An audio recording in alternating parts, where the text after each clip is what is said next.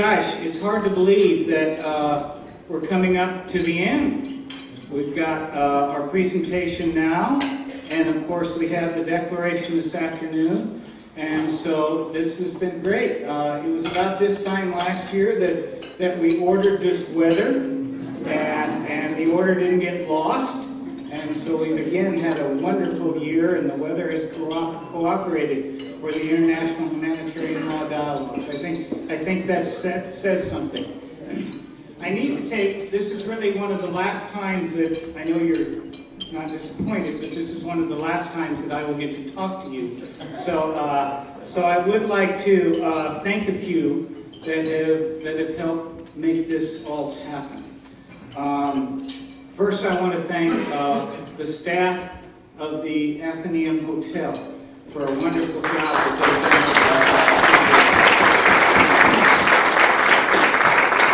done. Bruce Stanton and Brittany and Carly and all their staff have done a terrific job, and that's wonderful. If I want to go back to the office, no, I'm just kidding, but I do want to thank my staff for making this happen, because they're really the ones that made this happen. And of course, you all know Liz. Where's Liz? Liz, you're hiding back there. Liz and Jeff Pecos right there with the camera around her neck. The two that really made this happen. Of course, we have many volunteers. Many of them have driven, many of them have been behind the scenes, helping us with the table, but I do want to thank those volunteers that have helped. We have, of course, Helen and Scott Sawyer, Ann Cole, Verna Feathers, Linda Harvey, Carol Drake, Sid Lyons, John Jackson, and Peggy Morgan, who have helped in some way behind the scenes with all of this, and so I want to thank them for helping us make this happen. I hope I didn't forget anybody. And of course, again, and this time I mean it, if I do want to go home tonight, I want to of course thank my wife Pam and my daughter Erin, I think who's made already about 4 or 5 trips to the airport, and I think still has 1 or 2 more. And so I want to thank them.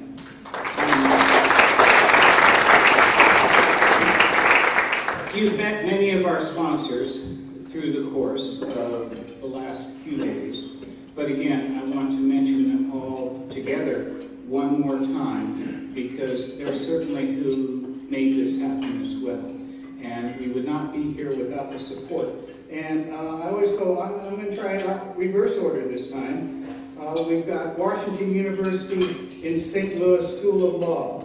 We've got Syracuse University College of Law, the Planethood Foundation, New York University, Law Girls, the International Bar Association, Impunity Watch, the Chautauqua Institution, Case Western Reserve University School of Law, the Athenaeum Hotel, the American Society of International Law, the American Red Cross, the American Bar Association, and of course in association with the United States Holocaust Memorial Museum. And so again, please a round of applause and thank them as you see them.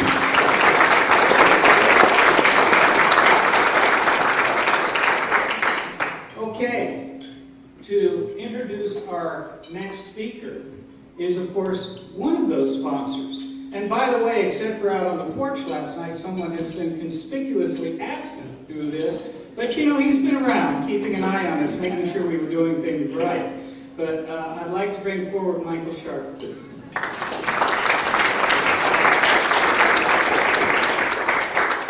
So Jim's actually one of my faculty members now.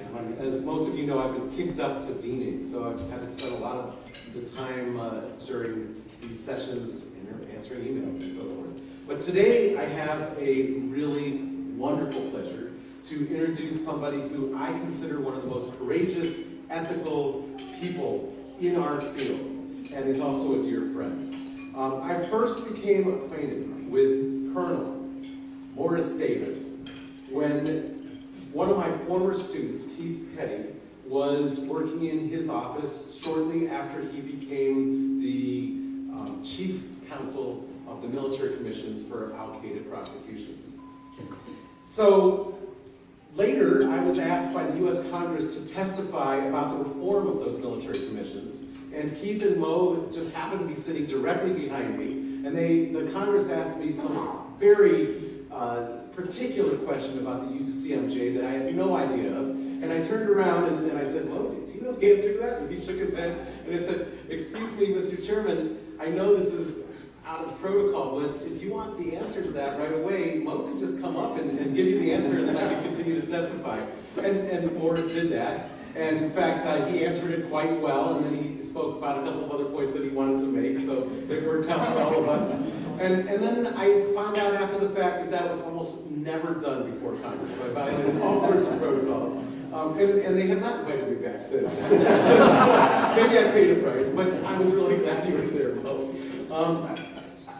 And then we started a project with Mo to try to work on some of the most difficult legal issues that the military commissions were facing. And this was based on the same work that our War Crimes Prosecution Lab has done for the 5 prosecutors who are in this room. And so we created a National Security Law Lab. And we're continuing to do that work. And some of that work, it's very objective, it's high level, and some of that I think informs Mo's decision making about one of the most controversial issues that he had to deal with, and that was, should they use evidence that was derived from waterboarding against some of the major individuals that they were prosecuting? And this is where Morris became very courageous. He said, no, we will not do that.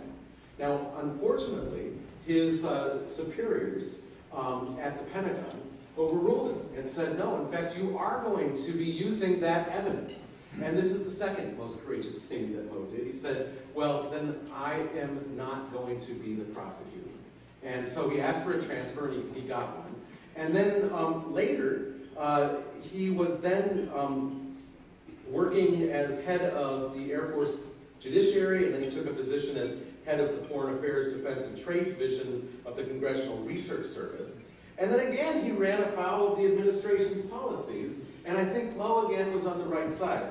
This time it was the administration's proposals to try some of the detainees in federal courts, those with good evidence, and to try the other ones before the military commissions, those where the evidence was not so good. And Mo said, no, they should all be tried in the same place, and you shouldn't be having these 2 different kinds of approaches. In fact, I think he wrote, the administration must choose either federal courts or military commissions, but not both. So he never holds his punches, he's very clear. Well, that didn't work out so well for his employment. And so he later became the executive director and counsel of the Crimes of War Education Project in Washington, which is a wonderful project. And then most recently, he was appointed as an assistant professor at Howard University Law School in DC. Now, Morris, as you know, is an outspoken advocate of a lot of the kinds of issues that we hold dear to our hearts in this room. He wants regulation of autonomous weapon systems. He's been a critic of U.S. policy on using drones. And this summer, he's been writing in opposition of U.S. military intervention back into Iraq. So, never shy from wading into controversial issues, speaking candidly from his heart, and with the experience that only Morris Davis can bring. I can't wait to hear what my good friend Mo will have to say today. Please join me in giving him a very warm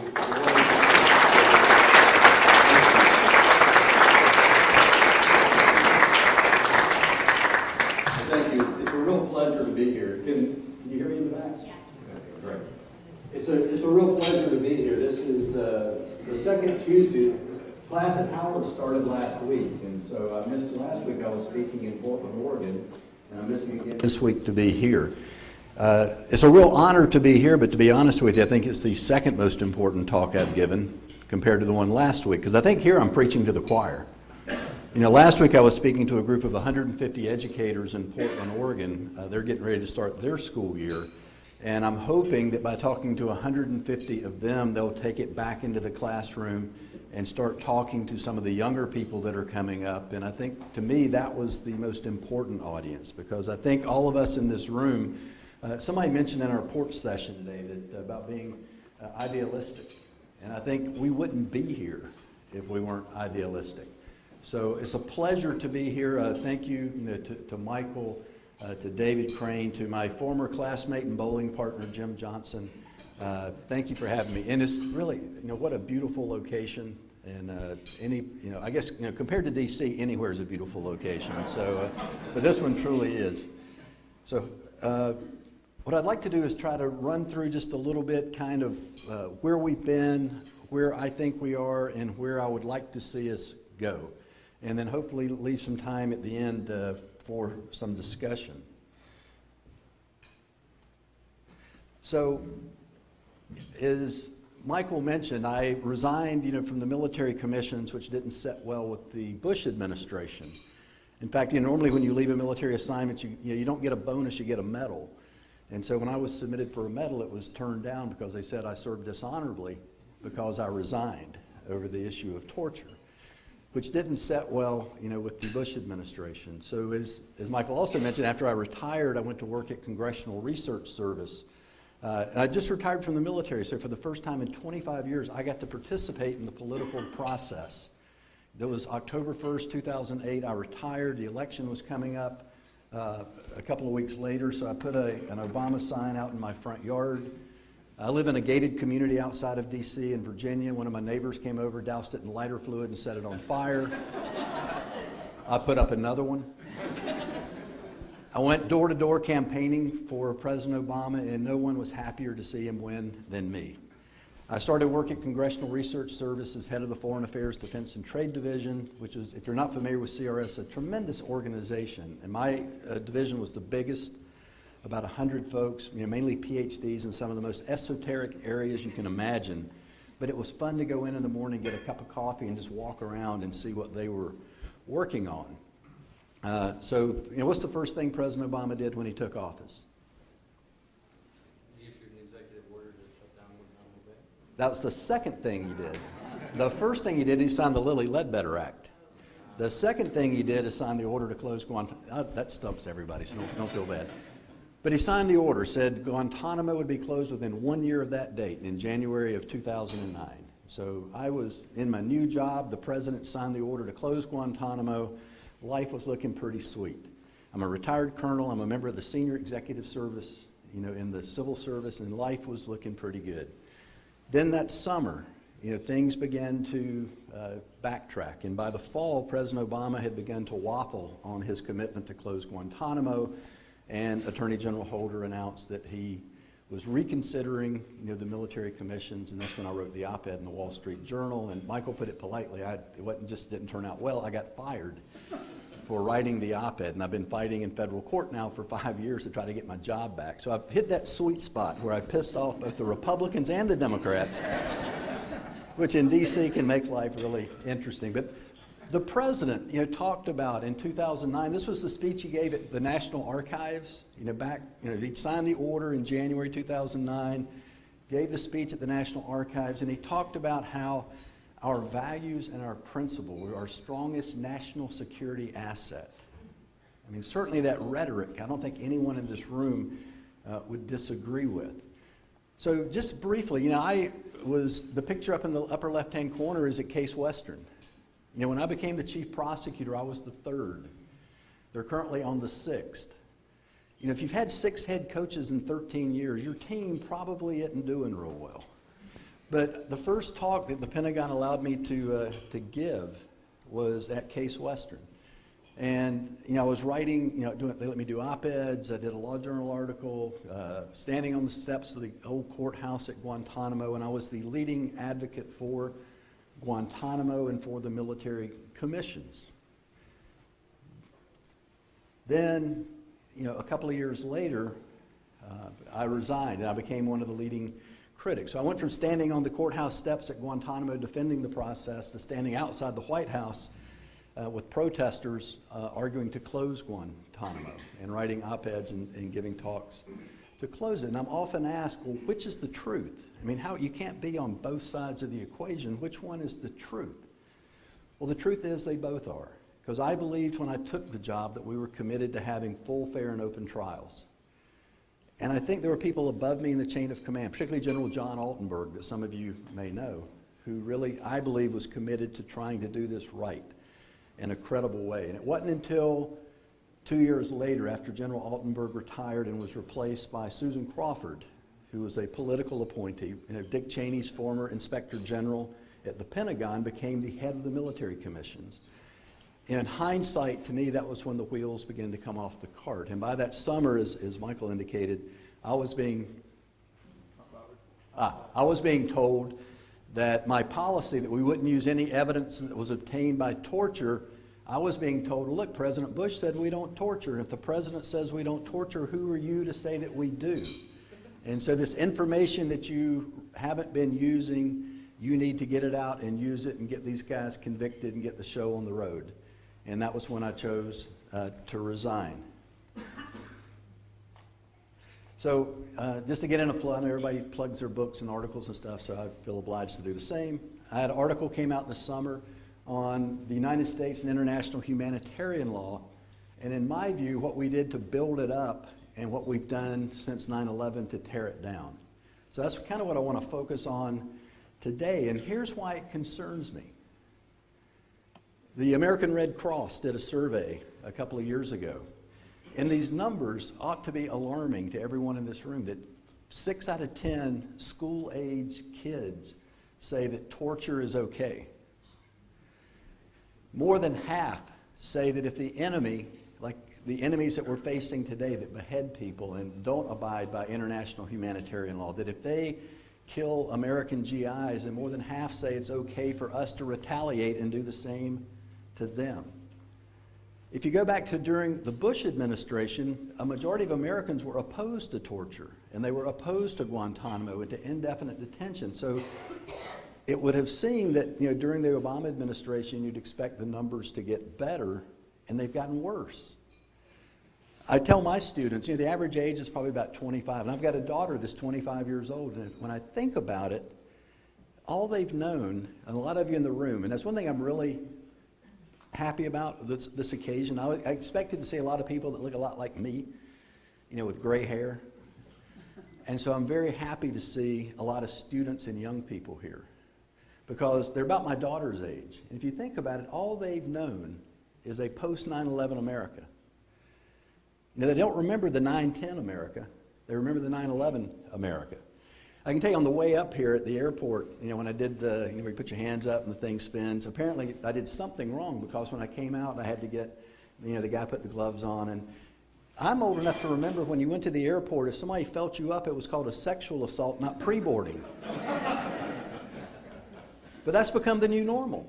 Your generation, that's all you've ever known. And it's become accepted, the new normal, that these things that before 9/11 would have been unthinkable have become the new normal and have led to statistics like this that I think that we have to be concerned about. So to go back, and if you really want to go back, you can go all the way back to Deuteronomy.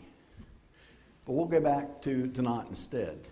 And while we're fighting the Civil War here, he's over in Italy at Solferino. He writes his book, goes home, and it leads to the creation of the ICRC, which led to we led into World War II, which for us was a major, life-changing event that reshaped the direction of our country and led to the Geneva Conventions, which I guess there are two big notable anniversaries that have happened over the past week. One is it was the 150th anniversary of the signing of the first Geneva Convention, thanks to Henry Dunant. And the other anniversary was the 200th anniversary of the British burning down the White House. So we've had two notable events in the last week. What's that? And the ribbon from Molotov Pact, August the 23rd. All right. So a lot of notable events. You got next year we got the 70th anniversary of Nuremberg coming up. But the Geneva Conventions, who led the effort to create this body of law, international humanitarian law, in the post-World War II era was the United States. We were the ones that were advocating for this body of law. In fact, in 1955, when it was submitted to the Senate for ratification, you can see the State Department sent Robert Murphy over, and he talked about these Geneva Conventions and why it was in our interest as Americans for the Senate to ratify it. Because as he says here, really, these are principles that we adhered to anyway, And now what we're doing is bringing the rest of the world up to this higher standard that America represents to begin with. And so the Senate ratified it, it became law. And I can tell you from, those of us that served in the military, it was almost like the Bible. From the time you get to basic training till the day you retire, you're taught the Geneva Conventions. In fact, there's a really good book, if you're interested in Guantanamo, by Karen Greenberg from NYU, or at the time was at NYU Law School, she's at Fordham now, called The Least Worst Place. And it's about the first 100 days at Guantanamo, where you see the guys kneeling in front of what looked like dog cages.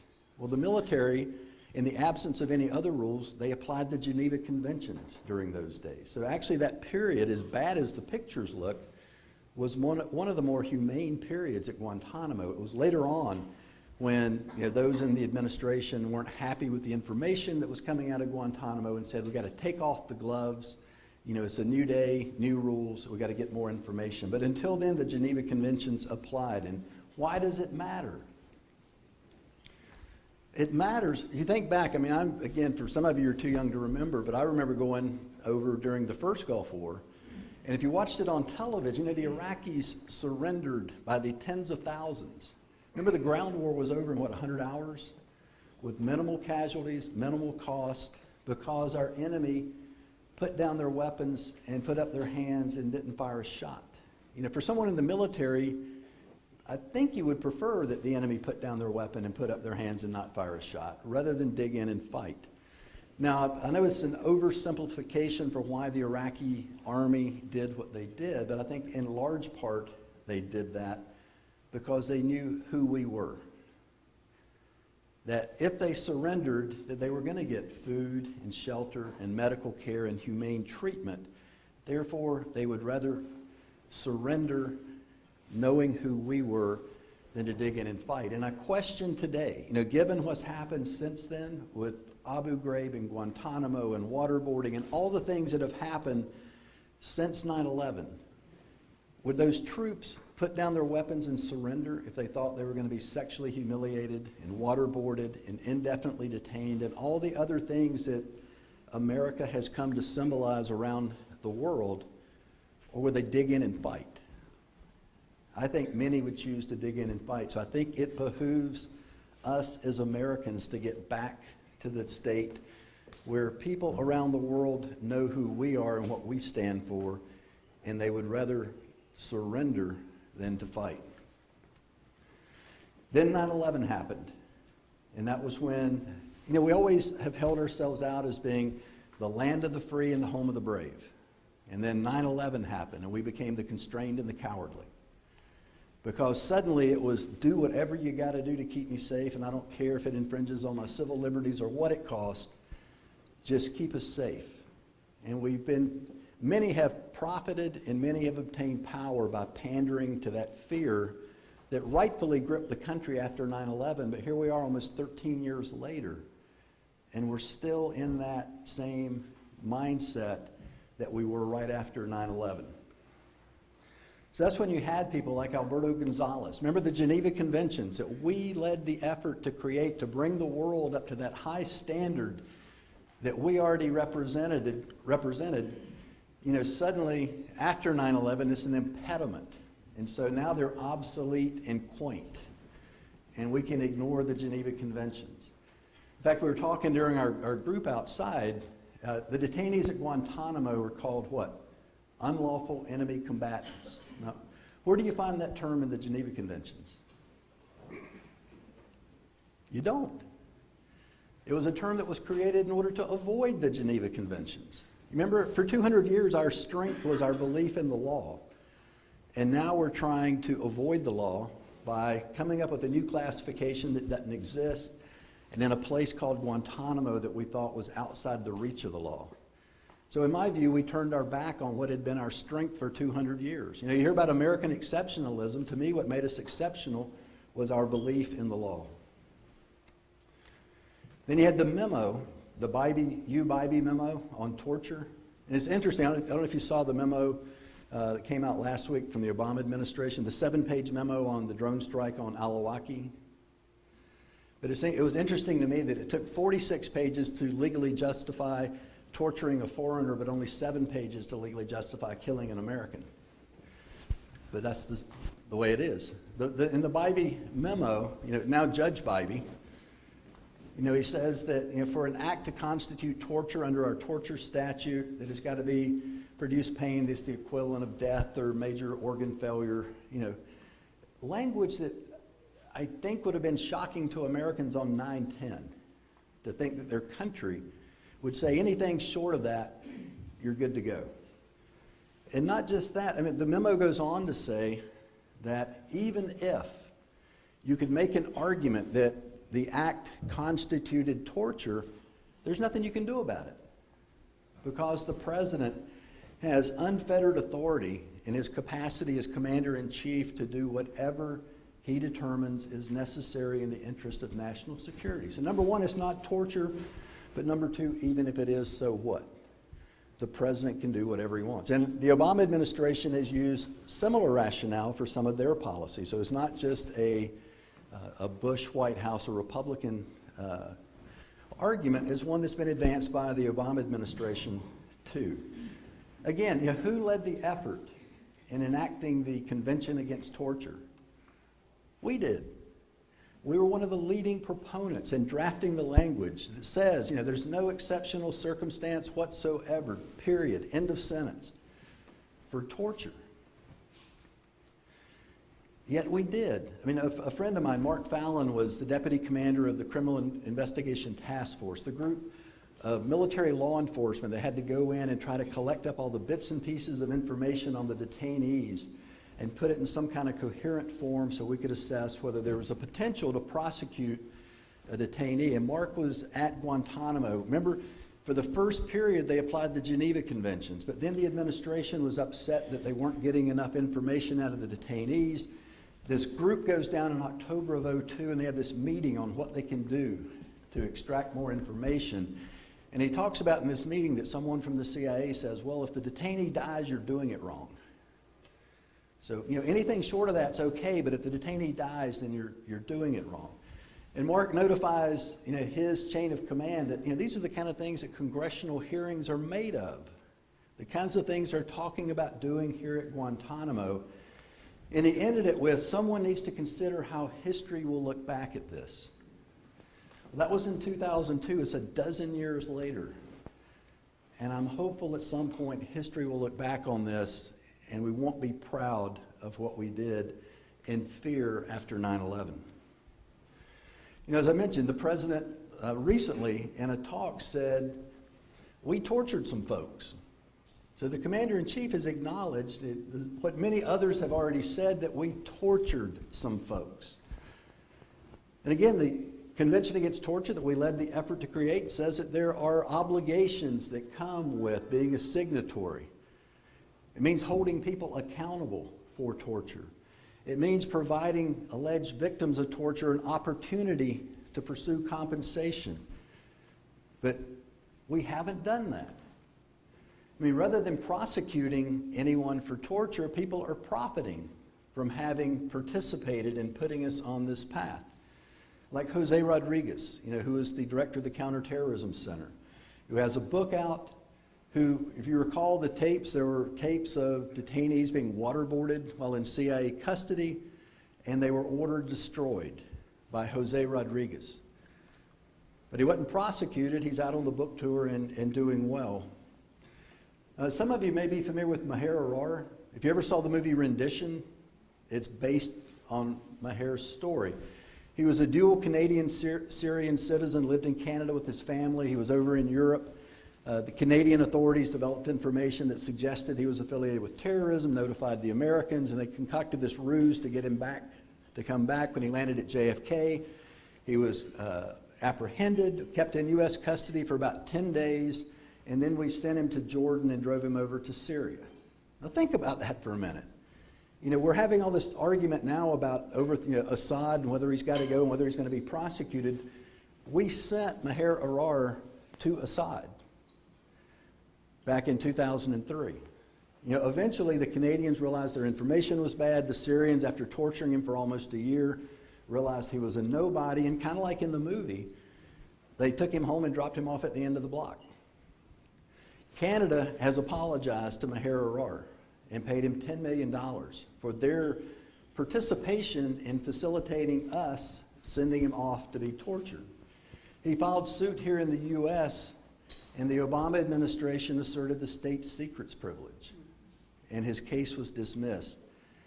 And so to this day, we have never even apologized for sending the wrong guy to Syria to be tortured. He actually I had him speak to my class at Howard last year. I'd sent him an email and said, hey, I'm teaching this class, would you be willing to talk? And he said, sure. So he had to do it by Skype because he's still on the no-fly list. But he spoke to he's now Dr. Arar. He's completed his PhD. And I didn't know if he was going to be nuts, if he was going to be mad, what he was going to be. But he was a very articulate and reasonable guy who said, look, I can dwell on what happened in the past, or I can look forward, with my family, to the future. And he chose the latter. But a very reasonable guy that Canada, has apologized and compensated him, where America, us, have barred him, from coming to the U.S. and dismissed his lawsuit. So I hope, we're to the point where we can acknowledge that we engaged in torture, and I would also argue that torture doesn't work. I mean, you hear Dick Cheney goes on television and says, torture works. They always throw up the example of the ticking time bomb in Times Square, and people's lives have been saved, but they never give you a concrete example. The people I trust to say that torture doesn't work are Ali Soufan, a career FBI agent who interviewed many of the high-value detainees, and then Matthew Alexander, whose real name is Tony Camarino. He was in the Air Force and wrote the book under a pseudonym. He's out now, and his name's actually Tony Camarino, who was a military intelligence officer who interrogated suspects in Iraq. And they both tell you that torture doesn't work. It's a great tool to make people talk, but it's not effective at making them tell the truth. They'll say whatever you want to hear if you'll just stop the torture. So they'll tell you that there are better techniques that actually work to produce useful intelligence, not using torture. All right, a second point is the drone program, which concerns me as well. I'm not necessarily opposed to drones. To me, they're just another weapon system. I mean, it's like an F-16 with the pilot sitting in a lounge chair rather than the cockpit. So it's not the platform, it's our policy on how we use it that concerns me.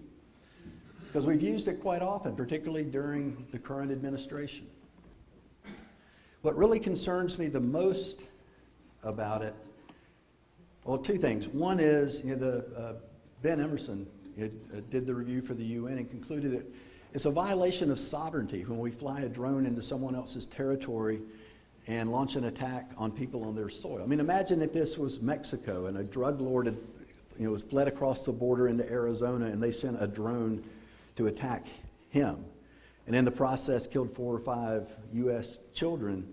Would we just say, stuff happens? Well, that's what we're doing. And it's a violation of the sovereignty of the countries where we're doing that. It also concerns me that we don't have a drone program, we have drone programs, plural.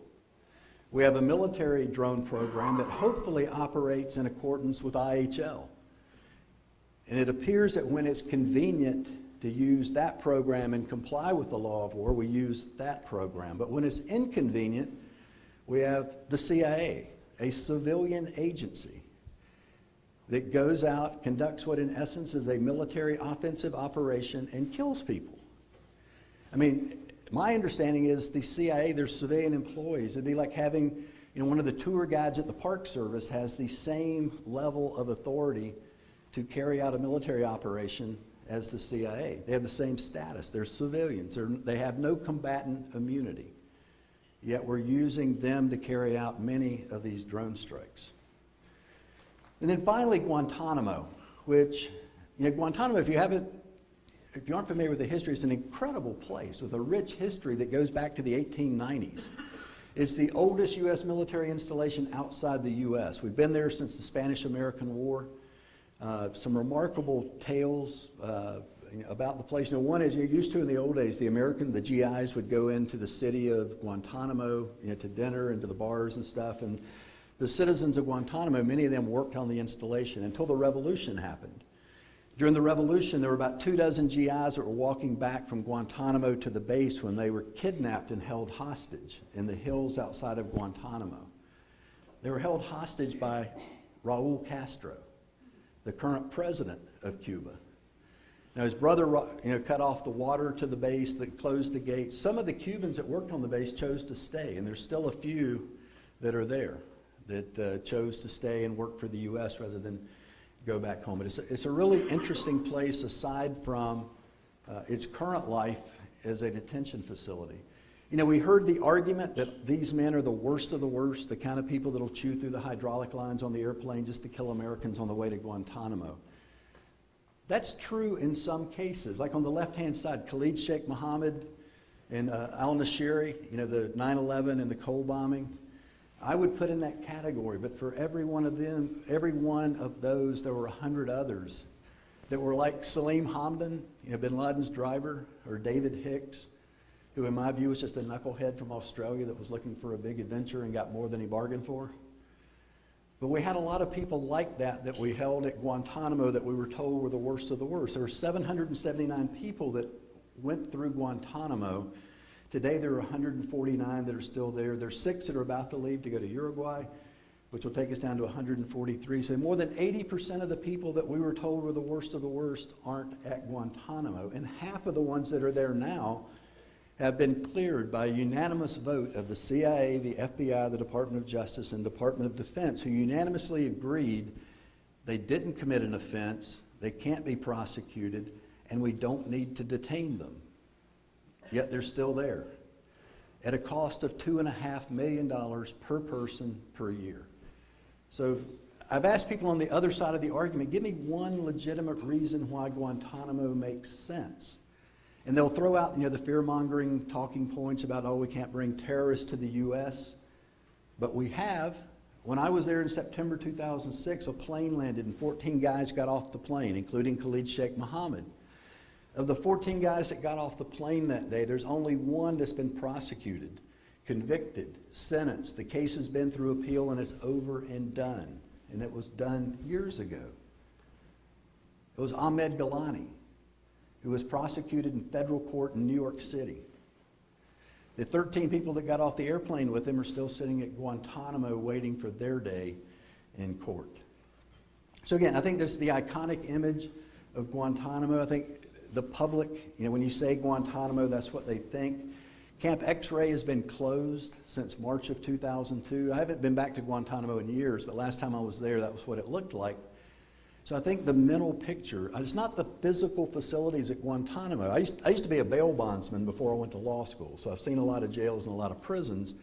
And I think there are a lot of Americans that are incarcerated that if you showed them Guantanamo, would gladly trade for those physical conditions. So I know a lot of the habeas counsel, if their clients got what they're arguing for and brought to the U.S., would probably be sorely disappointed, because the conditions there are about as decent as you're going to find from a physical standpoint. But it's not the facilities, it's the legal justification that we've used to detain people indefinitely in a place that we thought was outside the reach of the law. So more recently, in May of 2013, President Obama gave a talk at National Defense University, and he said, we're at a crossroads, and we've got to decide which way we're going to go. And again, the rhetoric is always outstanding, but the rhetoric is yet to match the reality. But I think we are at a crossroads, and we do have to make a decision. And why does it matter? I mean, this is deviating from the international environment, but some of you, I think, probably know Richard Haas at the Council on Foreign Relations, who said, the world is watching not just what we do overseas, but what we're doing here at home, like in Ferguson, where the law enforcement rolled out in what looked like a military invasion to respond to that situation. So the world is watching what we do here at home and what we've done abroad, and we're at a crossroads, and what is it that we want to say about who we are as Americans?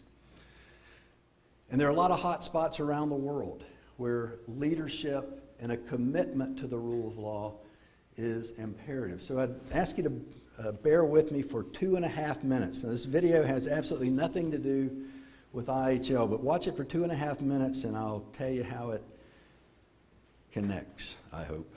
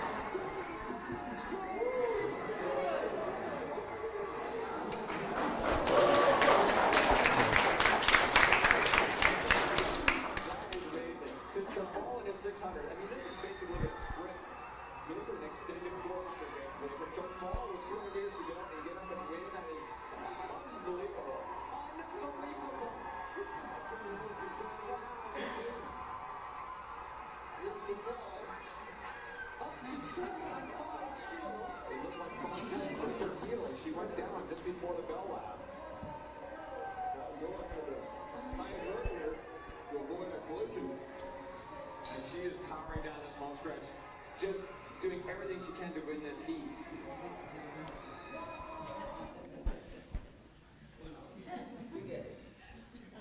All right, so I think you get the point that, if I can get off this slide. Anyway, I think we're at that same point. 9/11, we were tripped and fell flat on our face, and no one could blame us for laying there. But we've got a choice. Do we lay there, or do we get up and do we run harder?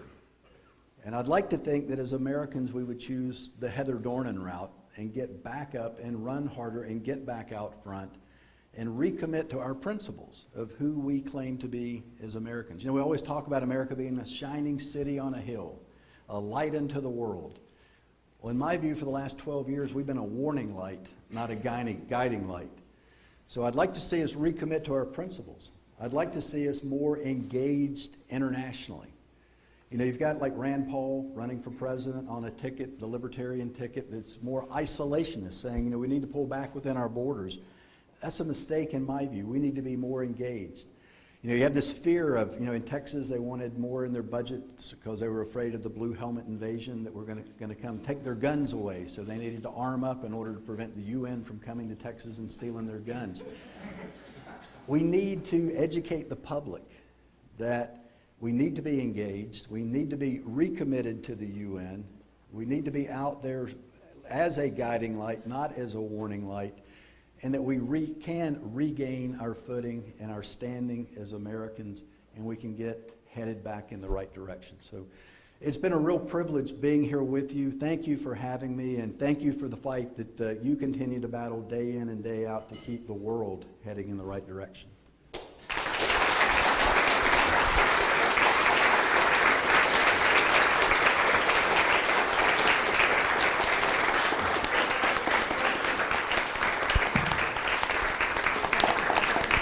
Oh, sure.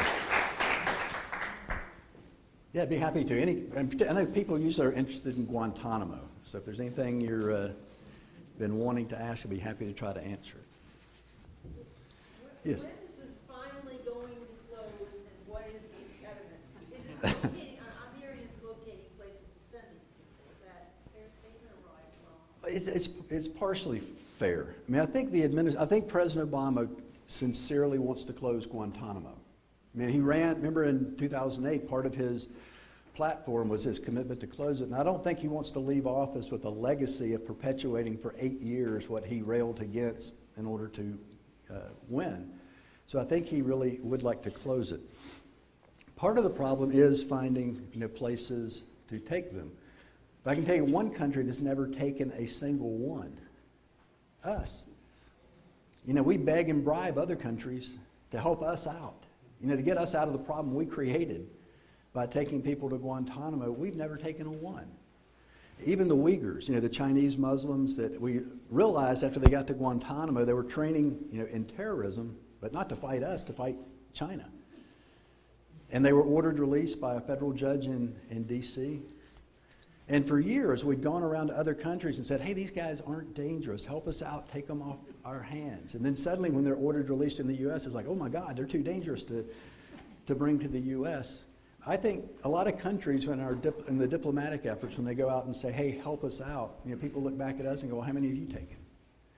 So I think we've got to participate in that process as well. The bulk of the ones that have been cleared for transfer out are from Yemen. They were being repatriated, and then you had remember the Christmas Day underwear bomber who was trained in Yemen in a plot that was hatched in Yemen, so we cut off the pipeline back to Yemen. So if we can figure out, working with the Saudis or the Yemeni government on how to kind of break that logjam, that would clear out the bigger part. There are about 24 that the administration intends to prosecute. In my view, they should be prosecuted in federal court, which has worked incredibly well. And then you've got that other group, which I think is the real problematic question. What about those ones that we don't intend to prosecute and that we don't want to send home? And what do we do when we pull out of Afghanistan by the end of the year? What legal justification do we have to continue to detain them, whether it's in Guantanamo or in Illinois? I think we've got a real legal conundrum, or the administration does, on what they're going to do with those men. Yes? Well, last week it was reported that an Army nurse refused to participate in force feeding and is now being court-martialed. Yes. And his defense is a Nuremberg statute. What's your take on that? It seems like the U.S. government never misses an opportunity to load the gun and shoot itself in the foot. And it seems like court-martialing this nurse is, I don't see the upside, to the government in doing that. I think there's a good argument. The medical community has been pretty clear that in their view it's a breach of their medical, oath and ethics to engage. Because you've got, I understand the administration is they're in a damned if you do, damned if you don't position. I mean, do you let these guys starve to death? And what's going to be the repercussions of that? Or do you force feed them, which many say is torture, particularly for people like this? I mean, one of the arguments is, it's kind of like with waterboarding, where people go, well, we waterboard people in SERI training, so what's different in doing it to detainees? There are people in hospitals that get feeding tubes on a regular basis. Now, the difference is either they've consented to it or their person authorized to make decisions for them has consented to it, or they're unable to give consent. But at Guantanamo, you've got people that are conscious and competent to make their own medical decisions that are being told, we don't care, what you decide, we're going to put the tube down your nose anyway. So I would hope and expect that they'll vigorously fight that case, because I think it's a terrible precedent to set to someone that lived up to their commitment to their profession to be prosecuted now for having done so. Yes, sir. Have any of the prisoners been actually charged with a crime? Yes. There are, I don't know, somebody else help me out if you know the number. There are there's the 5 from the 9/11 case, Khalid Sheikh Mohammed and the other 4. There's Nashiri, there's Hadi al-Iraqi. There are about 8, I think, that are currently charged, and in some stage of the process, there have been about 8 that have already been prosecuted, and there's 4 or 5 more that are on the list of to be charged and prosecuted. So roughly 24 out of the 779 that ever went there. Yes? Thank you, Mo. An observation and a question. Allow me, as a non-American, to thank you deeply for what you said. It was a wonderful presentation. In this kind of things we have to look for in the future. The observation is that you didn't mention precisely exactly one point that you made very clear when you showed the video, namely one of the most important elements if you look to the future of the world, empowerment of women. The question is, as a member of the Hammarskjöld Commission, I came across a report that I wasn't familiar with earlier, namely the Frank Church Committee report. The Senator Church was appointed to look into CIA, but had become a state within the state. And I remember 700 pages, I didn't read all of them, but in the final paragraph of the foreword, they said that we hope that the recommendations we bring forward in this report will make the U.S. intelligence service once again functioning as a proper authority within the U.S. administration. Do you think, having regard to what you've told us here, that it is time for a new Frank Church Committee, for some kind of examination of that? There were 5 attachments to the Frank Church Committee with the same title: Attempts to Kill Leaders in Other Countries. One of them concerned Congo, which is why I looked into it. It's 70 pages. In those 70 pages, Lumumba's name is mentioned 400 times. 400 times. And in the foreword, there is a clear indication by Frank Church that they had administered or sent material to kill Lumumba to the CIA office in Congo. But it wasn't necessary, it was never used, because he was handed over to Schomburg in Katanga, and there he was killed, of course. But my question is a Frank Church Committee a model to investigate what has happened in the country? I think it is. I'm hopeful. The Senate Select Committee on Intelligence has a report, hopefully will be made available to the public soon, at least the executive summary, on the CIA interrogation program, which I personally don't think there's going to be any new bombshell revelations in the report. I think the public has a pretty good idea of what we did to detainees. I think what it will do is confirm a lot of those suspicions, but I don't think there's anything any new technique or something that's going to come out of that report. But I think it's a question after that comes out, okay, now what? I mean, if we have a report that acknowledges that we tortured, if we recognize, as the president has said repeatedly about our principles and how we've turned our back on our principles in our state of fear, I think the question has to be, and then what? And I think it takes that kind of a bipartisan, and God, the way Washington, I was going to say the way Washington works, but Washington doesn't work. But we've got to find some way, on a bipartisan basis to sit down like they did in the Church Commission and figure out, here's where we've been since 9/11, now where do we want to go tomorrow? And I hope it's on, as the president said, we're at a crossroads. I hope we're choosing the right one. And I'm optimistic that, America's a war. Remember the preamble says to form a more perfect union, not the perfect union. So we're a constant work in progress. And I'd like to think that we stumble at times, but we get back up and the pendulum will swing back in the right direction. So I'd like to see an effort, something similar to the Church Commission, to help us do that. Yes, sir. Mo, I'm Dick Jackson, and I work for the U.S. Army. And I wouldn't want this audience to get the wrong impression that the U.S. government currently condones torture in any way. The Obama administration withdrew Executive Order 13440, which condoned harsh interrogation techniques. And the Army Field Manual adopts completely a Geneva Convention interrogation standard for military personnel. And then in the executive order that you mentioned, the President said that all agencies in the U.S. government will employ the techniques in the Army Field Manual. Right. So even if it's the CIA, their interrogation techniques have to comply with the Army Field Manual and the Geneva Conventions. Yep.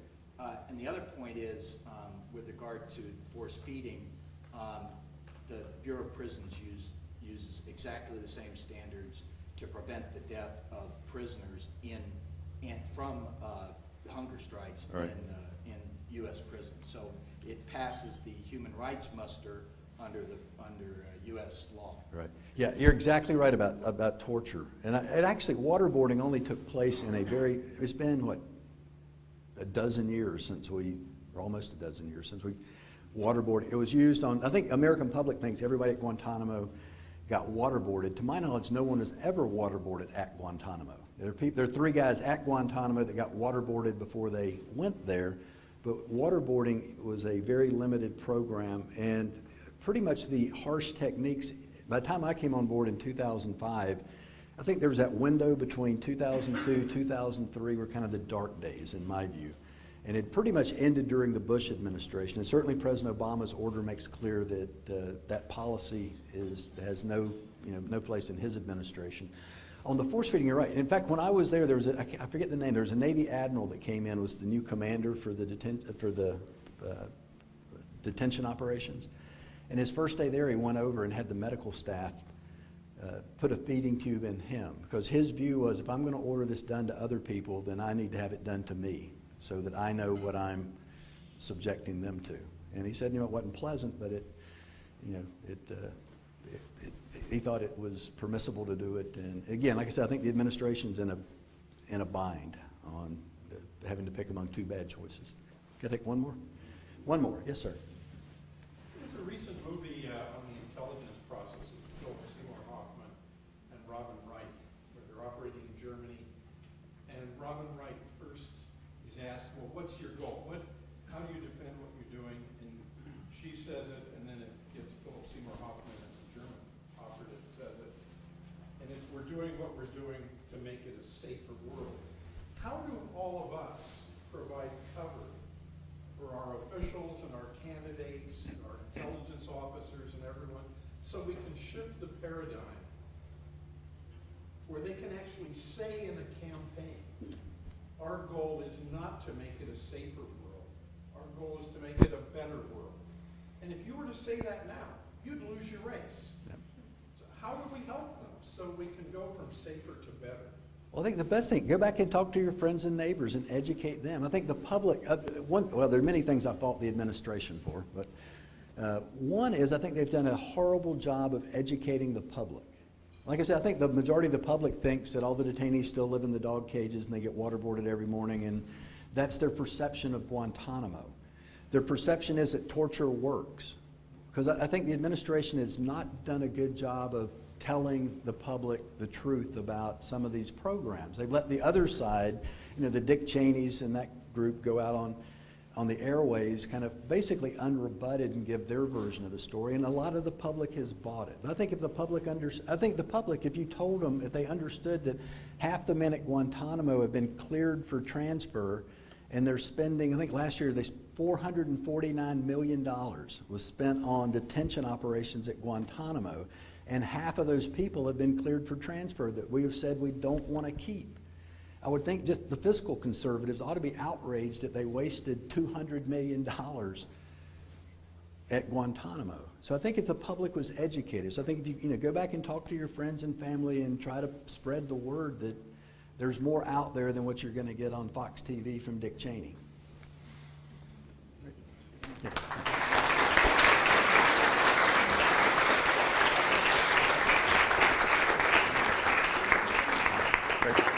Thank you, Merle. I guess I do have one last announcement.